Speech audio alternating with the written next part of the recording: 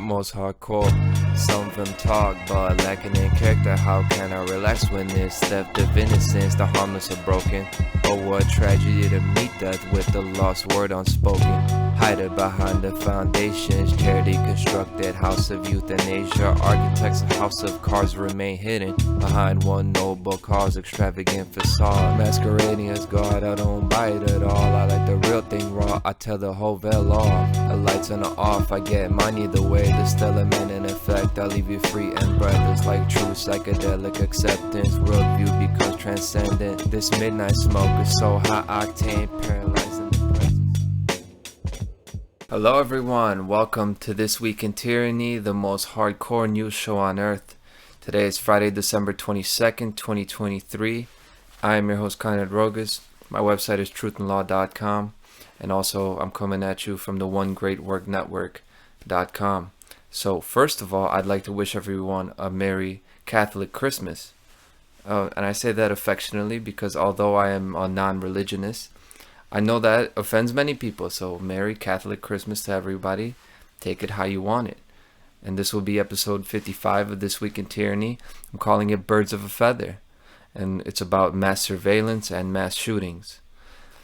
All kinds of mass control.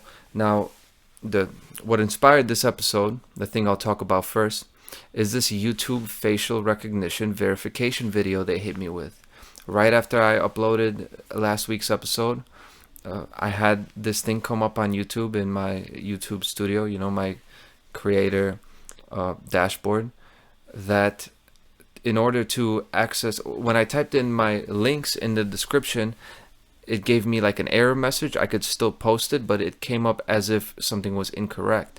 And the message they gave me is in order to unlock advanced features such as clickable links. So in order for me to have a clickable link in my description, I have to now re-verify my account, but it's not your standard verification where you have to just open an email or have a phone verification. It's a new thing they're doing where they want you to either take a mobile photo of your face, they want you to take a photo of your ID, or you could build it through channel history. Now I'm going to talk about these things. I'm going to talk about why they're doing it and why this is so tyrannical and what the big end game is. So, and since they did that, we'll talk about the history of YouTube. So, with YouTube hosting my content here on the platform, I'll be happy to kind of delve into their history a little bit and tell you what they're about. And many of you already know, right? But we'll go into it deeply to have an objective historical background now. Advanced features. The first thing that jumps out at me is advanced features. Now having clickable links in your description as advanced features. This is stuff that was available before. So in other words, it's features that were available, but they're now restricted and will be given back to creators, only the ones who provide YouTube with a new level of control. So let's take a look at what these are. What are these advanced features? Appealing content ID claims. This is actually a big one because anything could get copyrighted now. You use any kind of footage in your videos, you might have a claim, right? And then depending on who the company is making the claim, what the geographical divisions are, they might take your video down. So you can't appeal it unless you do this facial verification thing, right? Appealing content ID claims, create more live streams daily, upload more videos daily, create more shorts daily. So basically, if you do this, you don't have a limit. Me, right now, I'm limited. So I wouldn't be able to do, I don't know what the limit is, 5-10 videos a day. I can only do a certain amount unless I'm verified with their facial recognition. Also, to embed live streams, and this is the one, external links in the video descriptions. Why is that significant? Because external links takes you out of YouTube, so it takes you out of their reach. When you go to truthandlaw.com, nobody's watching you anymore. Google's not watching you to to the extent that it's possible to, you know, I don't know to what extent they're watching you through different software on your computer. But the point is, you're independent of their eye, right? Of their data collections. So they don't want that. So now it's not clickable. You'd have to actually copy and paste it and type it in. And believe it or not, that actually may discourage a large percentage of people from clicking it because of the whole attention span thing. You know, something's not clickable, it takes too long. You know, if you go to my website, it takes too long to load. People don't want to wait there anymore for it to load. So that's the reality. That's the world we live in. And also, without verifying, you're not eligible to apply for monetization, so you won't make any money. You just have to be a martyr like me. But I'm not a martyr, and I won't be.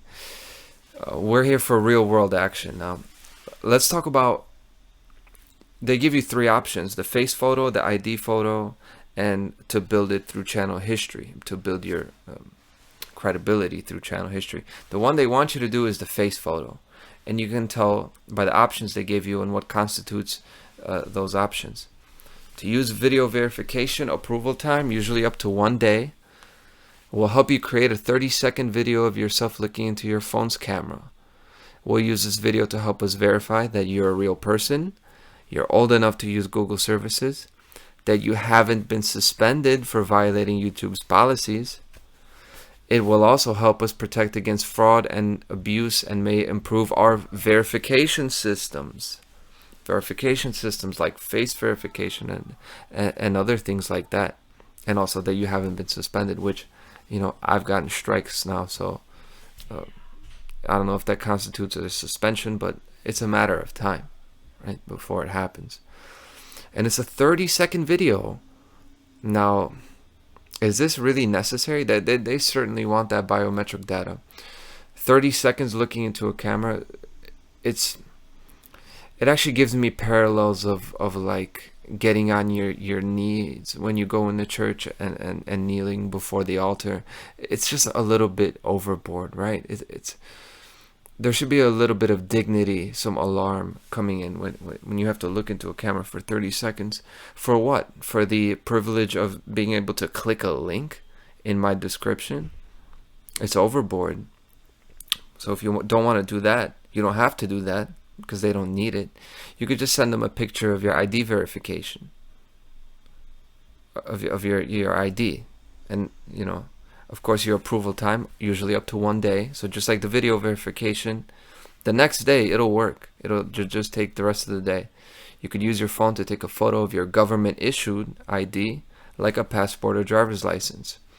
Make sure the birth date on your ID matches the birth date listed on your Google account. They want to connect it with your Google account. Once you submit a valid ID, such as a passport or driver's license, we'll use it to confirm your date of birth, that your ID is current and valid, that you haven't been previously suspended for violating YouTube's policies, and it will help us protect against fraud and abuse and may improve our verification systems. Isn't this interesting that the ID, they just need a photo, but if you're going to do the face video, they want you to stand to the camera for 30 seconds. This is the kind of thing where they want to see how far you'll go to appease them. They want you to get on your knee, right? Because it's not objective, it's subjective. They want to see how much they can get out of you. And if you use the ID method, they want to make sure it's real and valid, meaning it's not expired, meaning that you're keeping in contact with government. This is what it's about, right? This is what, and they want the birth date to be consistent with your Google account. They want to, this is actually multilateralism. They want to have you verified with government, they want to have you verified online, and they want to start creating a integrated profile of you, the person.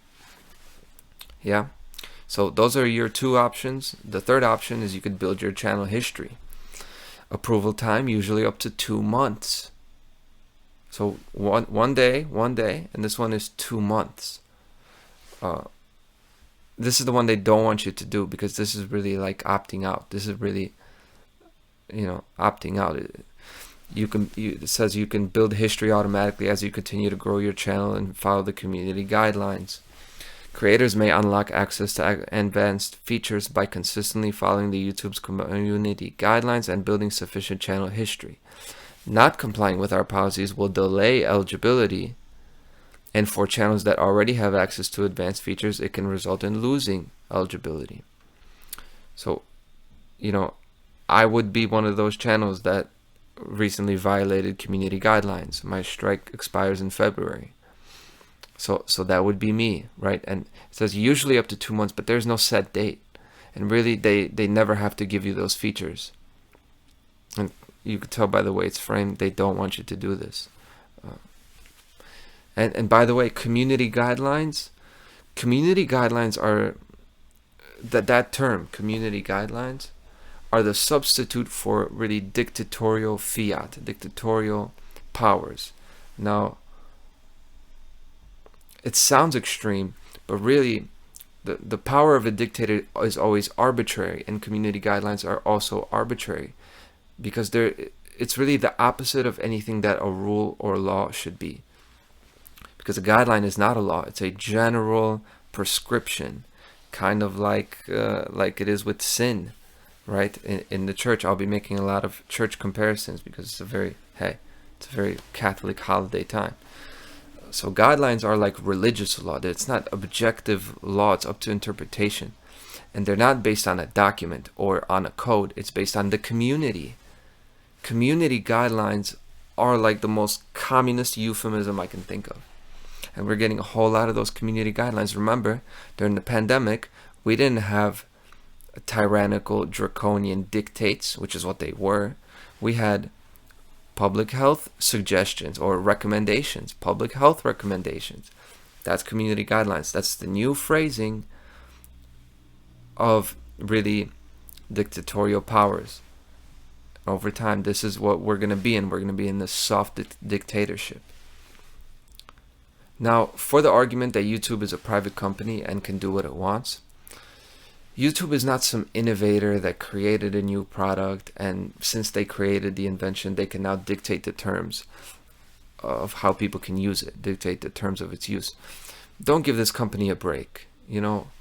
Google, which owns YouTube, is a government-created company. A company that bought out its competitors with the help of government grants.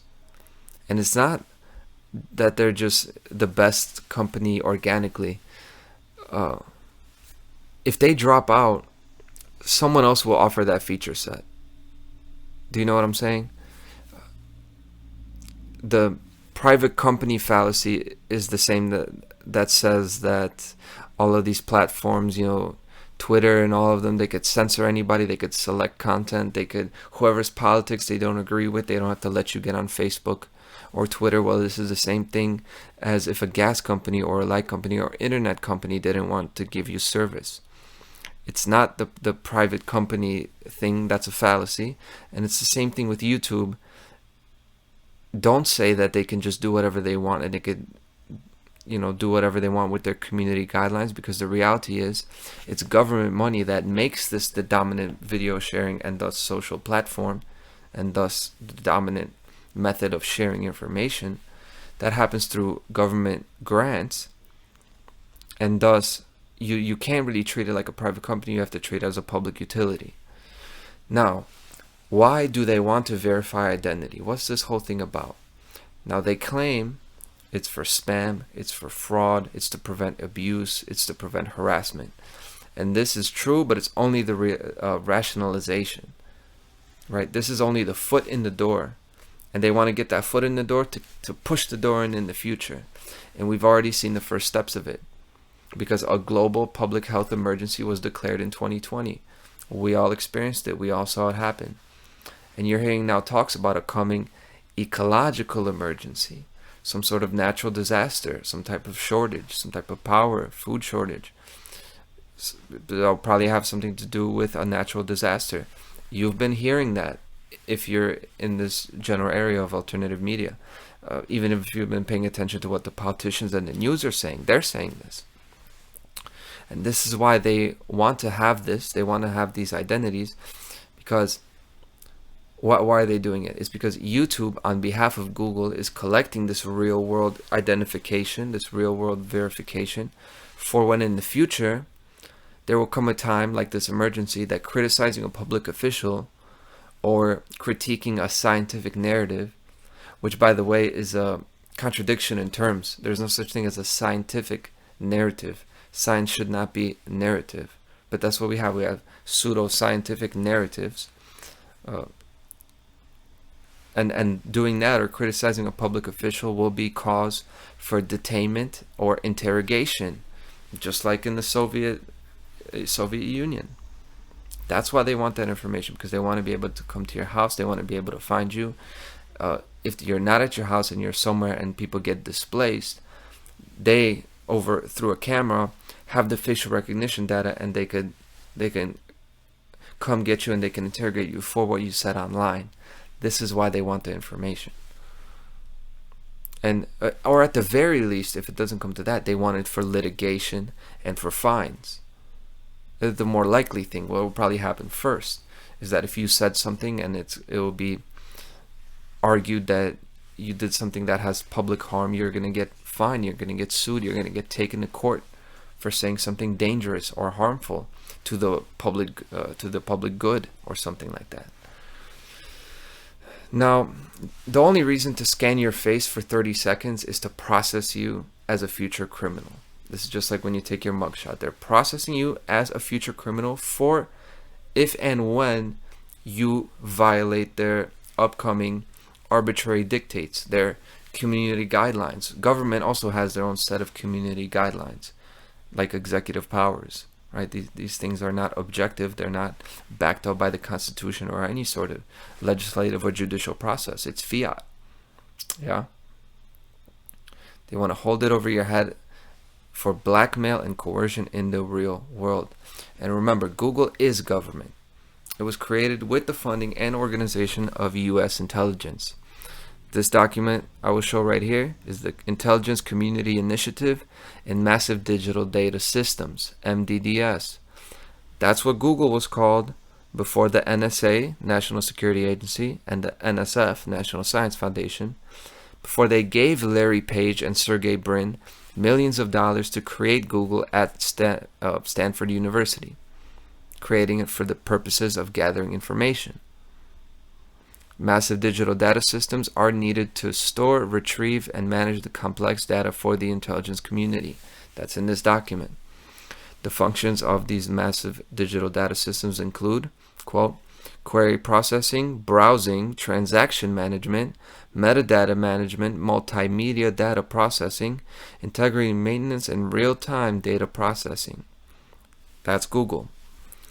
And with this idea of gathering massive amounts of information, they called this concept birds of a feather. Birds of a feather meaning that the kind of information that people search for, by that information, they can be grouped together and identified and categorized. So they can get data on specific ideologies, specific movements, specific groups of people. A great example is if you were searching for 9/11 truth or 9/11 was an inside job in the early 2000s, they're going to look at those queries, they're going to look at birds of a feather, and now they got the data of the people, what kinds of people were searching that, where were they, and then they're tracking physical movements, social movements, and they're definitely tracking the flow of ideas. They called that birds of a feather, and they actually called it a birds of a feather. I'm quoting now from this. I'll show this on screen as well.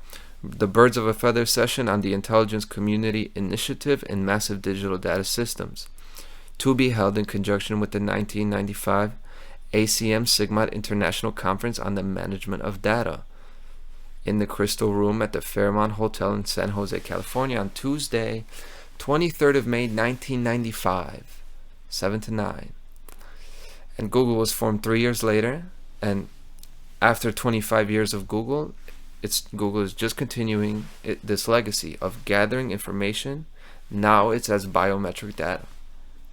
And the reason we have 5 big tech companies in America, Alphabet, which is Google, Apple, Amazon, Meta, which is Facebook, and Microsoft.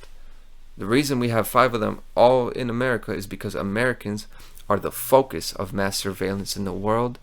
Why? Because Americans are the most physically, mentally, and spiritually free people in the world.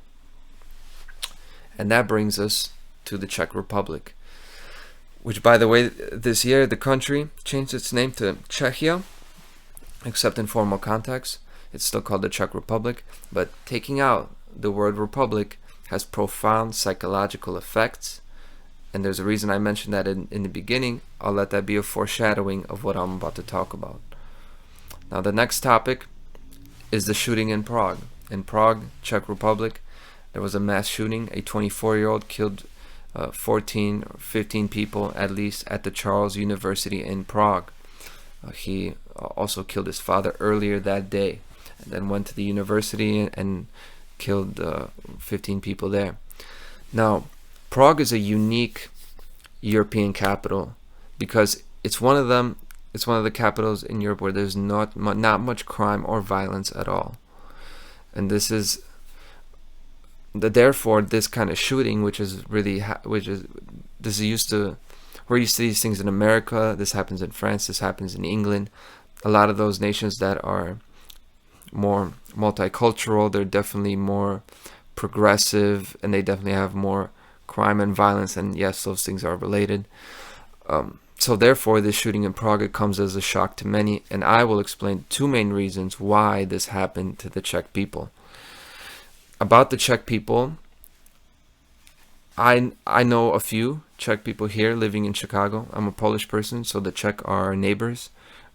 When we speak our own languages, we can understand each other. Very similar kind of. We're similar in many ways. I don't want to say the cultures are similar too much, but the Czech are friendly, thoughtful, and independent people. My friend recently went to Prague, and he told me all about this, how people are there, how it's so refreshing, how awake they are in a sense, like in the way of a sense of life, right? And I will propose that this is exactly why this shooting happened there. And I'll talk about that, and first I'll talk about the whole premise. I'm going to name the whole premise behind the way I'll approach this. What you basically have to understand to get value out of what I'll talk about. I'm saying that the event was planned. I'm saying it was brought to occur in order to accomplish a goal, a specific goal. So in the past, I've talked about how do you get a person to commit a mass shooting? Through trauma-based mind control, through psychological triggers, cult indoctrination from youth. There's much evidence of this. This is done with or without knowledge of the parents.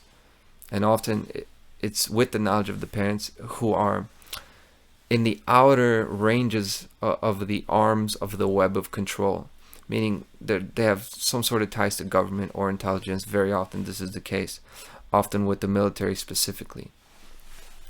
So I'm not saying that you necessarily have to have a puppet on a string or that you have to have actors, but through thought suggestion and psychological profiling, you can create a de facto operative who will act like an operative unknowingly. So I said 2 reasons this happened to the Czech in Prague. The first reason is gun ownership. I always talk about this. Yes, they want the guns. I'm going to quote from an article. Police said on Thursday that the gunman legally owned multiple firearms, a fact that may be explained by the fact that the Czech Republic has among the most permissive gun ownership laws in the EU. The right to acquire, keep, and bear firearms is recognized in the Czech firearm legislation, while a constitutional amendment made to the Charter of Fundamental Rights as recently as 2021 legally guarantees the right to defend anyone's life or the life of another person with a weapon. And that amendment was adopted after a petition signed by over 100,000 citizens that was organized in opposition to a European Commission proposal to restrict firearm possession throughout the EU. My short little applause to the Czech people for doing this. The opposition reflected a long history of gun ownership in the Czech lands dating back to the Hussite rebellion against the Catholic Church in 1419.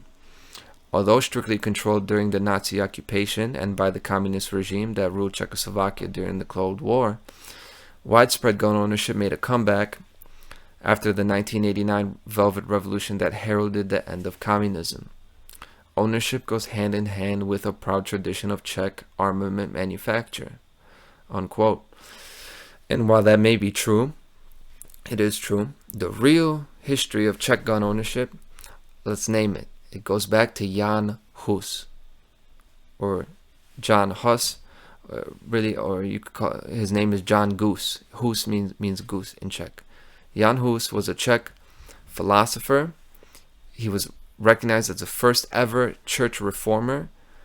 He was a master dean and rector at the Charles University in Prague. This university where the shooting happened, he was the dean there between 1409 and 1410.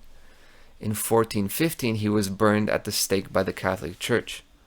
Why? Because after becoming a priest, a Catholic priest, he started to speak out publicly against the Pope selling indulgences. What is the selling of indulgences? It's paying the Pope to be forgiven of your sins. This is the kind of corruption he spoke out against, unprecedented. And he also said that no pope or bishop has the right to take up the sword in the name of the church. So he was against the Crusades. He was saying that despite your faith, even though he was a Catholic, you cannot force people, you cannot enforce it by force to go into other nations and convert them. Unprecedented. And later, the most revolutionary of all his acts, he appealed to Christ directly. Meaning he stopped recognizing the church hierarchy as a middleman and a mediator between God and the individual. He addressed Jesus Christ directly from the person, and thus he showed the people that this is what you can do. A revolutionary, absolutely revolutionary act, and he never recanted.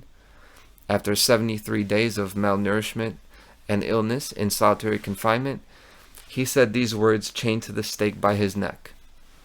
He said, "God is my witness that the things charged against me I never preached. In the same truth of the gospel which I have written, taught, and preached, drawing upon the sayings and positions of the holy doctors, I am ready to die today." And after he was burned alive, the Czech fought a 15-year rebellion. They fought back 5 crusades because of how much of a martyr Jan Hus became. And this is the whole reason they have guns in the Czech Republic. This is the reason the Czech people are as mentally and spiritually free and uncorrupted as they still are to this point. The year, I'm going to quote here, the year 1421 marked not only a shift in the importance of firearms from auxiliary to primary weapons of the Hussite militia, but also the establishment of the Kaslav formal legal duty for all inhabitants to obey the call to arms of the elected provisional government. For the first time in medieval European history, this was not put in place in order to fulfill duties to a feudal lord or the church, but in order to participate in the defense of a country. And I emphasize that because this is the concept of state militias and the concept of the Continental Army of the American Revolution. This is how it's done.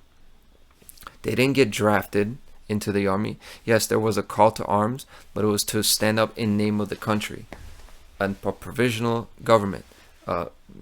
They organized in order to create an army in order to battle back the oppressors. And this is just the beginning of the parallels between these Hussite rebellion, which I'll talk more about, and the American Revolution. Firearms design underwent fast development during the Hussite Wars, and their civilian possession became a matter of course throughout the war as well as after its end in 1434. The word used for one type of handled firearm used by the Hussites is the Czech word pistola. Pistola later found its way through the German and French into English in the word pistol. So the word pistol, the Czech rebels invented the pistol, essentially, is what this is. The Catholic, crusading Roman Empire armies, they were still knights on horseback at the time. And of course, they were they were more effective at the time, because remember, this is early firearms. This is very primitive firearms, right? They're not that reliable. And actually, this is how the church works, because they didn't want these knights. The knights had that long standing tradition of chivalry and everything. They weren't going to pick up guns and all of a sudden go from horseback knights with the shield and the sword and now use firearms. But the Czech did, because they were resourceful and they made use of the situation, and they embraced freedom and they embraced progress. They invented the pistol. That's not the only thing. Back to the quote. The name of a cannon used by the Hussites, or the Czech Hufnica, gave rise to the English term howitzer. The howitzer, huf means crowd, for its intended use of shooting stone and iron shots against mass enemy forces. So the howitzer, literally shooting into the crowd. The Czech rebels invented that. These were farmers and simple laborers, and they were up against the best medieval knights of the world. They were outnumbered 5-1 with essentially farm equipment and their inventiveness. And what was said by the general Jan Žižka, he said that the only advantages they had was their high morale, and this is due to the Jan Hus and their what they called it their like religious convictions, but it was that they were fighting in moral righteousness. That's what it was. The first use of firearms as primary offensive weapons in history, in the world, the first time that guns were used as a means of attack came in the 1421 Battle of Kutná Hora. And from this moment on, firearms formed the core of Hussite tactics as well as a staple of Czech civilian possession. And that battle was December 21st, 1421, 602 years to the day of this mass shooting. The shooting in Prague happened yesterday, Thursday, December 21st, 2023. December 21st is when this battle came. The first time guns were ever used, they were used by civilians fighting against tyranny. That's the reason that this happened. And in that battle, they were severely outnumbered. They were caught between two positions. They had no chance. But they actually advanced in the middle of the night. They advanced on the enemy position at nighttime, and they won the battle and made them retreat because they had these wagons. The resourcefulness is amazing. They had these wagons like for transporting like farm stuff and like food, but they put boards around it, like if you could imagine like boards and plywood, and they cut out little openings. They had these howitzers on them, and they had people with their guns behind the wagons and in the middle of the night that basically made them impossible to beat. And they shot the shit out of these guys, and they did it. They won the battle and they made them retreat. And I can't think of a better Christmas story than that. This is 350 years before the American Revolution. 350 years before that, the birth of the right of self-defense is born here. And it was because of the mind of man. It was because of the sense of justice for Jan Hus. It was for liberty and intelligence. Because as I said, they used their wagons for cover. They created something here. This is a work of not just war, but art. And this kind of morality, rationality, and inventiveness certainly resembles the spirit of America's founding fathers.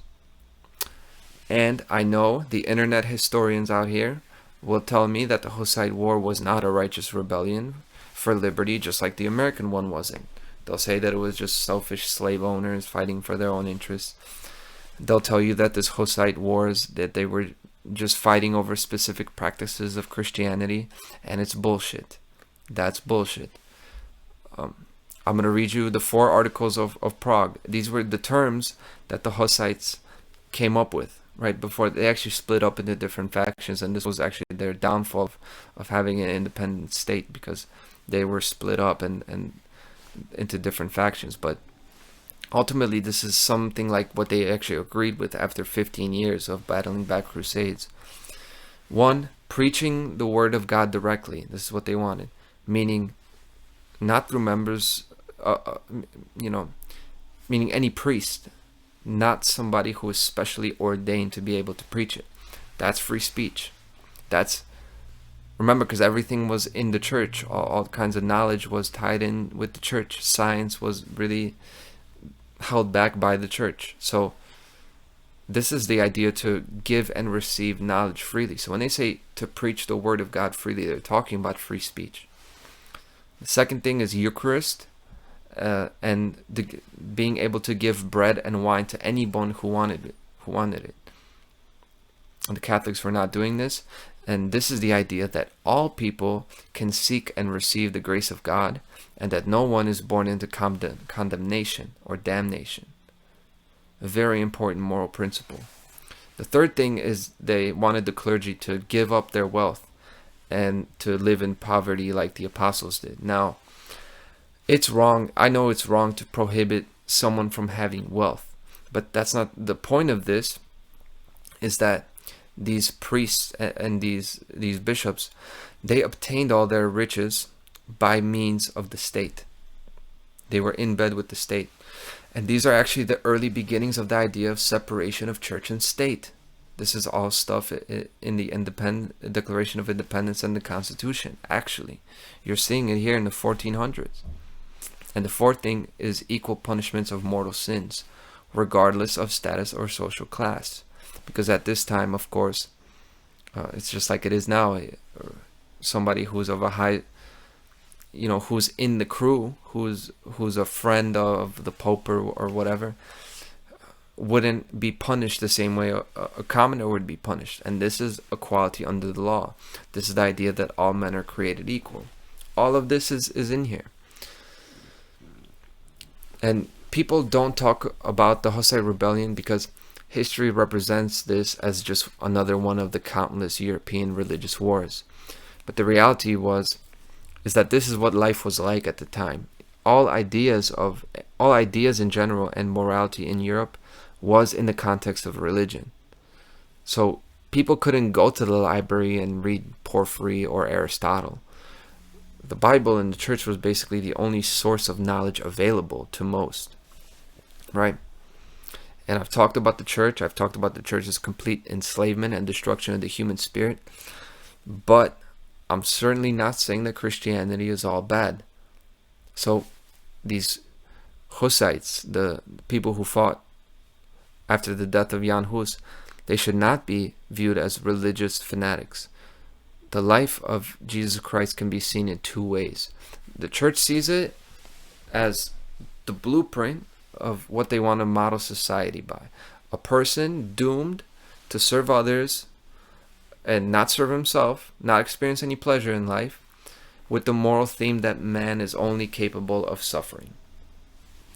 That's the way the ruling classes want to use Christianity. That's the whole point of that the church was really created, that the church became powerful. Not the original church that Jesus actually talked about in the Bible, the one that the government created. Now that's the first way, or the way I see it, the way I see the story of Jesus Christ, his life. A man who was independent, rejected all of society, and rejected all of their controls of a person's life, and he followed his values and principles until the end, never compromising. And this second vision is the same kind of vision that created the spirit of the explorer, the pilgrim, the spirit of the immigrant, which created the spirit of the American industrialist, which brought the idea of property rights for all. Everybody having the right to access, to pursue property and keep it for them only, no one else.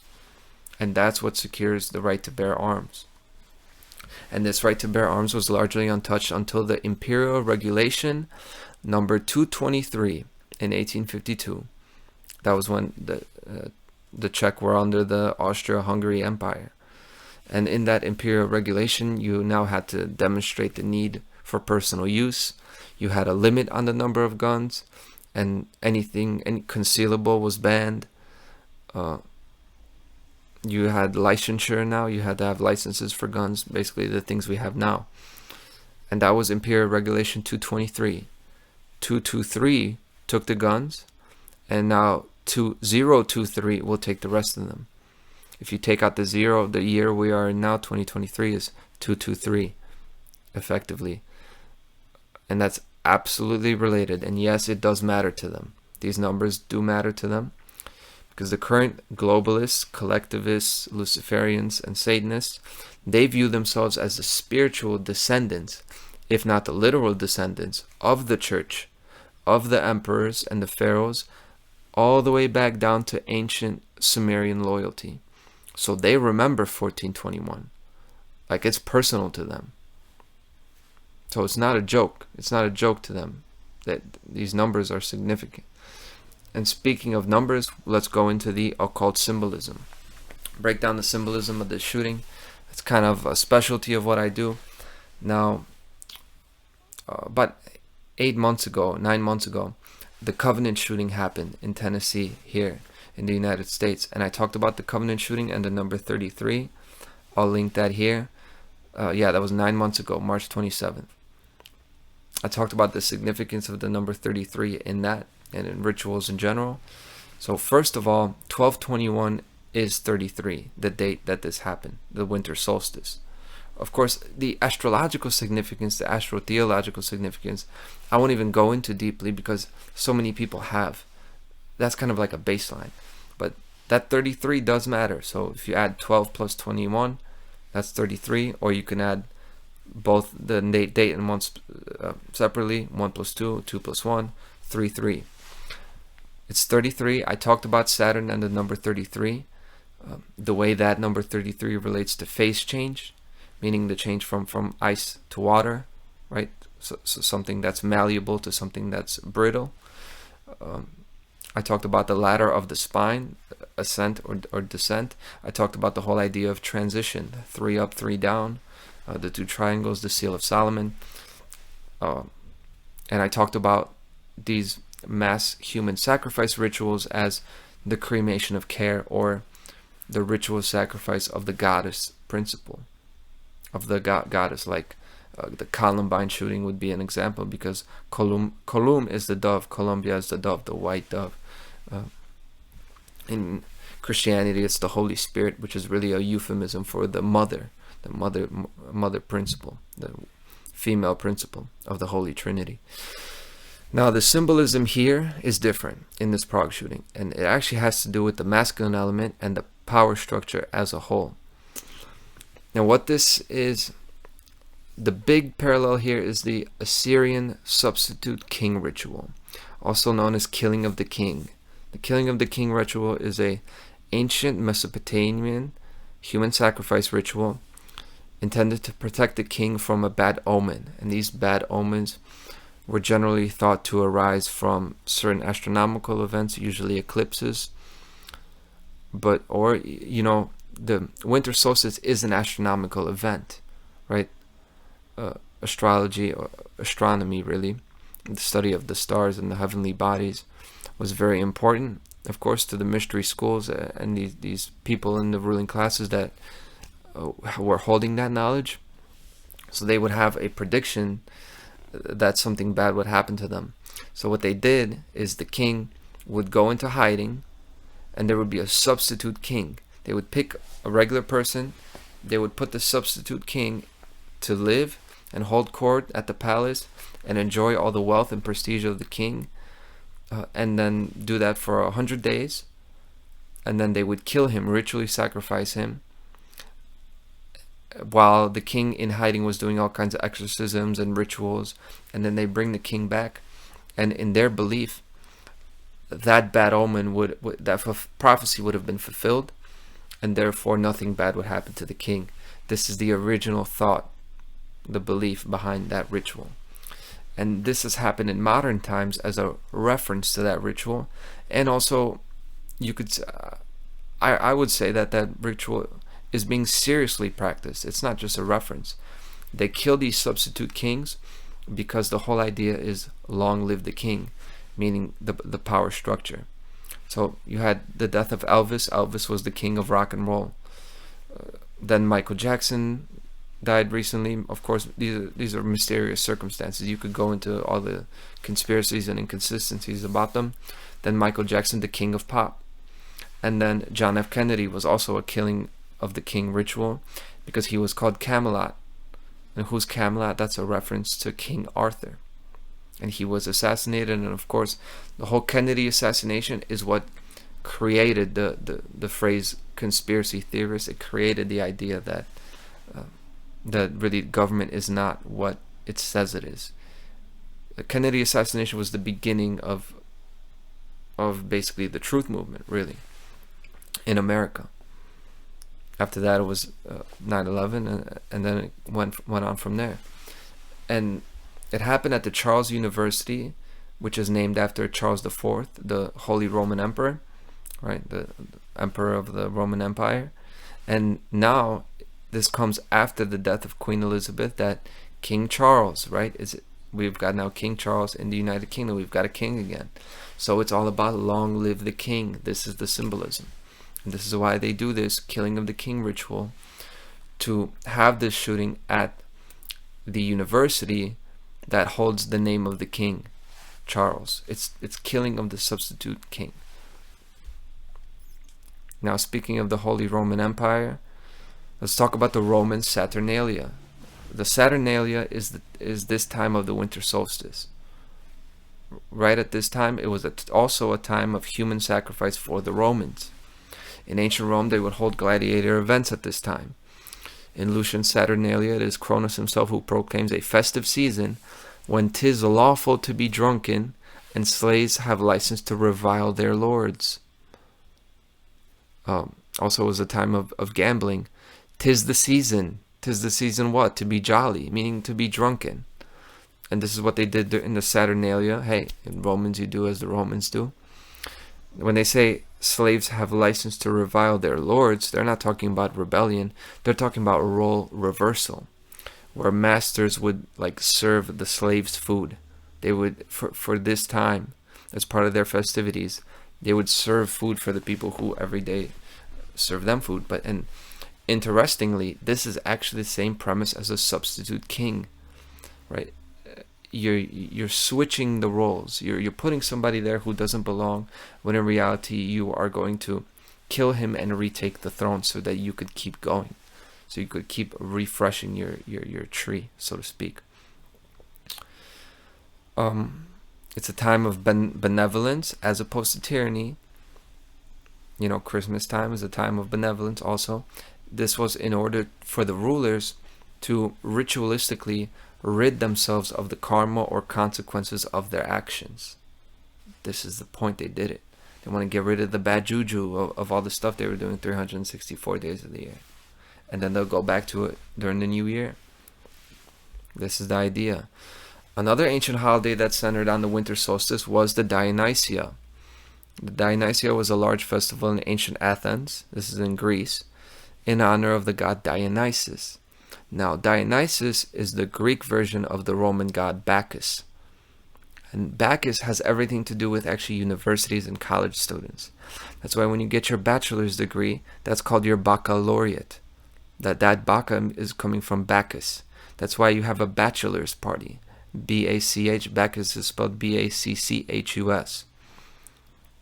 Now, the Bacchus is the god of wine and revelry. And what do you do in college? You have a lot of fun, you party, you get drunk, you have unprotected sex, as all sex should be. So, nothing wrong with that. But now the cult of Dionysus was all about, they would get drunk, they would use psychedelics, and they would basically whip themselves up in a frenzy. But more than just having fun. This is like beyond Woodstock-ish, right? So these rites were based on a seasonal death rebirth theme, common among agricultural cults such as the Eleusinian Mysteries. You can read all about the Eleusinian Mysteries and the Osirian Mysteries, the mysteries of Osiris. They paralleled the Dionysian according to contemporary Greek and Egyptian observers. Of course they did, because it's the same thing. Like the tarot comes from Egypt, and all of these traditions come from these ancient traditions, because they all come from Sumer, because they all come from the Anunnaki. So let's just call it what it is. Now, during this time, they would use these psychedelics and all this, and they would take on spirits. So spirit possession involved liberation from the civilization's rules and constraints. That's what they say, but really it's all about their liberation from natural law. They try to get outside of the law of conduct, of objective law.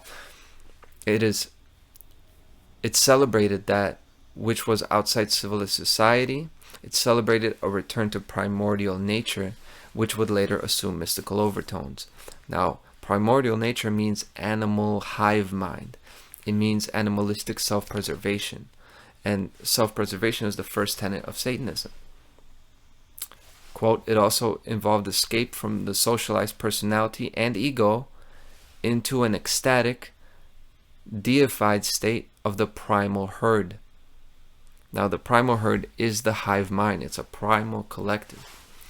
And in the sense that Dionysus was the beast god within, or in modern psychology is the unconscious mind.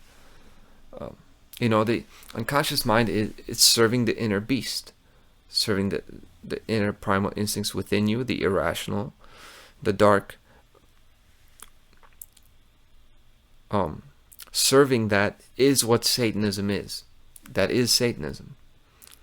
Such activity has been interpreted as fertilizing, invigorating, cathartic, liberating, and transformative, and so appealed to those on the margins of society, women, slaves, outlaws, and foreigners, meaning non-citizens. All were equal in a cult that inverted their roles, similar to the Roman Saturnalia.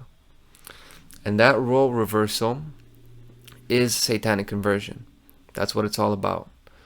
And Saturn was the god of death, so it's about the inversion of life. Remember I talked about Saturn and the 33, and Saturn was depicted with a scythe because he is the Grim Reaper. He had the scythe just like the Grim Reaper. That's Saturn. It's about the inversion of life. It's about the primal collective, which is the inversion of the independence of man's mind. This is what they did, the cult of Dionysus. Now, this mystery religion is what has been practiced by the rulers throughout human history, the feudal lords and bishops of the 1400s, and this is practiced by the technocrats and globalists of today. These shootings, terrorist attacks, violence, they took American consciousness away from a republic which protects rights. A republic protects human rights. And today it's some sort of mix of like a democracy, consensus, meaning collectivism, which doesn't protect rights, it protects needs, and it protects security. They took the republic out of America, and this year they took the republic out of the Czech Republic. And I mentioned that. And this is the common link between these two events. And here's another link. Last week, the U.S. Supreme Court declined to temporarily block an Illinois law banning assault weapons, allowing the law to take effect January 1st. The assault weapons ban is going to go into effect January 1st, and I would like to give a big I told you so to everybody who told me that it's not going to pass. I've been saying this again and again, that this is a big deal. I've been sounding the alarm about it. Some people have said, no, this is totally unrealistic, unconstitutional, it won't pass. Well, it was passed, then it was blocked, and now it's unblocked. And nobody even knows about it because there's no big headline. It's just a court ruled in favor of it. And now the Supreme Court declined to rule against it. And here it is. Who's going to stop it? It's going to come into effect. Now, how was the law passed? Why was the law passed? It was passed right after the 2022 Highland Park shooting on the 4th of July. Well, December 21st, 1421 was the Czech people's 4th of July, whether they know it or not. So the same thing happened there as happened here. We had a shooting on the 4th of July that ended up taking Illinois' guns, meaning the third largest city in the United States now will be deprived of any kind of serious armory for defense against violations of rights. This law was temporarily blocked, which was celebrated, but now two lower courts upheld it. And I raised the alarm a while ago, and now it's going to become reality. Now, with that said about Prague, with that connection that no one else has made, Uh, and the guns now in my home state being gone, the shooting that occurred in my city, do you see why YouTube wants my face scan? And it's not really about me personally, but do you see why? And more importantly, do you see what they intend to do with it? Do you see what they intend to do with the information of somebody like me? For the words I speak and the man I am and teach how to be, they would burn me at the stake, chained to the stake, if they could. They'd do it in a second. And just like Jan Hus, I will not recant. I will speak the truth courageously until the end. And I'll end with words from Jan Hus. This guy, Jan Hus, responsible for guns in America, right? He's the martyr that inspired the people who created the pistol. He said, "You may kill a weak goose." Remember Hus's check for goose. "You may kill a weak goose, but more powerful birds, eagles and falcons will come after me, and I am one of those falcons."